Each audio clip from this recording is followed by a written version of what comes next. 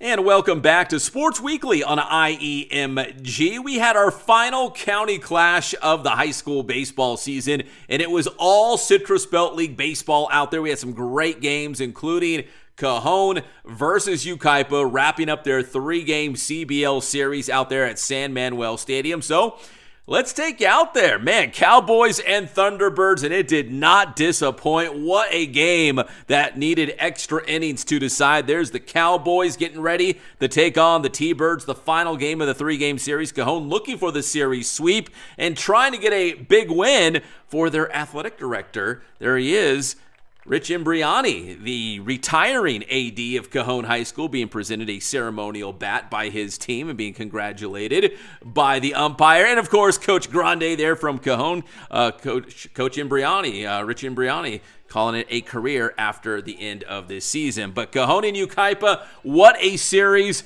In fact, Cajon won the first 2 games of the series by scores of 5-4, 6-5, so both those games were 1-run games, and the third and final game of the series also a 1-run game as Yucaipa wins it in a walk-off, 7-6 in the bottom of the 9th. We had the game live on IEMG, and it sounded like this.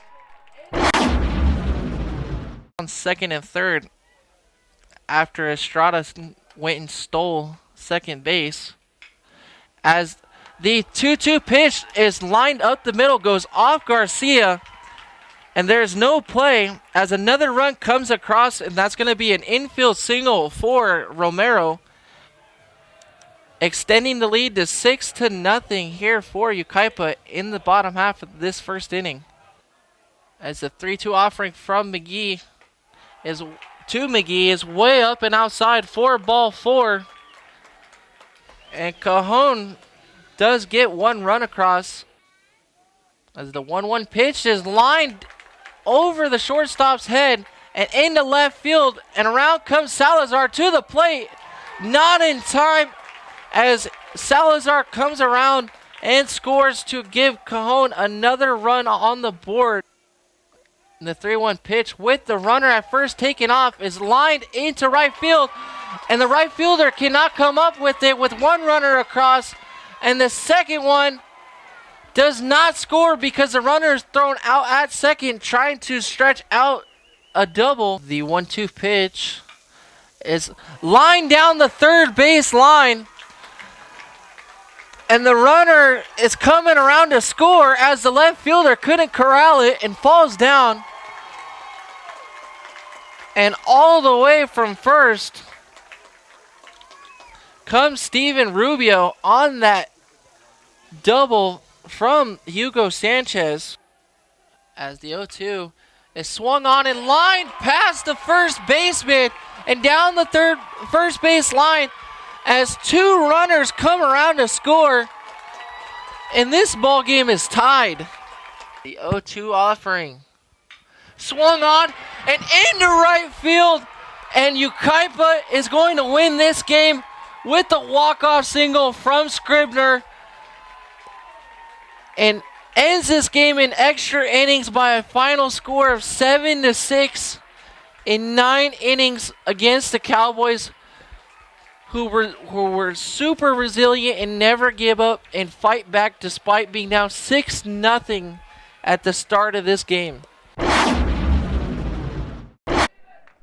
What a series.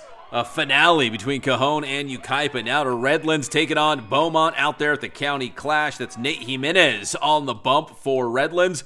Gets a big strikeout there. And then later, Redlands trying to tack on to an already 4-2 lead. That's going to be Ian Eldovic scores Diego Uribe there for the Redlands run. They led 6-2 after the first couple of innings. Then it's going to be Caleb Ellis to first. Donovan Hayhurst, he's going to hustle home for another Terriers run. So now the Terriers trying to even add more on the rally, but a great catch by Victor Verdugo, the second baseman for Beaumont, chasing it down out there in shallow center field for the out. And then Beaumont trying to get one back. There's a sacrifice fly off the bat of Elijah Jaramillo. That's going to score Verdugo. Gets Beaumont back on the board, but too much Terriers in this one. Eldevick, an RBI base hit. It's going to fall in there. The Terriers go on to win by a final score of 13-4. Beaumont had won the first 2 games of the series, but the Terriers take the third and final one out there at the County Clash, 13-4, the final score against the Cougs. All right, now to high school softball, and man, Aquinas has played a very tough non-league schedule, and they've had some big wins in non-league play as they jump back into Ambassador League play this week, but they are certainly battle-tested, taking on some really good teams, including this one. Let's rewind to the Falcons on the road, taking on Beaumont from the CBL. This was a big-time game for head coach Greg Galindo and the Falcons. Pick up some early highlights in this one. And Zoe Galindo, one of the top hitters in the area. Look at that, smacks the double down the right field line, and she's going to slide in safely for the double, then a little celebration doing the seal move. I guess this is a thing now. The players loved it. They were going nuts. And so she has a double, and she would later come around to score for Aquinas as they would get on the board first. Savannah Estrada, the grounder to shortstop, but good enough with the throw to first to let Galindo come home. And the Falcons, they are on the scoreboard first on the road at Beaumont by a score of 1-0. Yeah, she was safe. She's waiting for the safe call. You're safe, Zoe. It's all good. 1-0 Aquinas. Beaumont High School had Maddie Rourke in the circle, gets the strikeout there to shut down any sort of an Aquinas rally in this one. Now, for the Falcons, they would send Katie Cold Iron to the circle. She had a great game. Limited Beaumont to just 1 run in the contest. There's a strikeout there for Cold Iron, and here comes another one. Ring 'em up, gets Rourke swinging on strike 3. Aquinas goes on to win on the road at Beaumont by a final score of 4-1. And when you look at that non-league schedule for the Falcons, they played some really good teams, and they beat some really good teams. I mean, they also had some non-league victories against teams like Upland and also Great Oak from Temecula, 2 really good teams out there. So right now, they are overall 11-6, and now they will jump back into Ambassador League play. They will take on Woodcrest Christian this week in league action, trying to keep things going, but they are playing some really good softball right now. Coach Galindo doing a good job once again in year number 2 with the Aquinas softball team. So big win at Beaumont, 4-1 that final score. All right, when we come back here on Sports Weekly on IEMG, we'll talk some high school soccer and some big local football news next year on Sports Weekly on IEMG.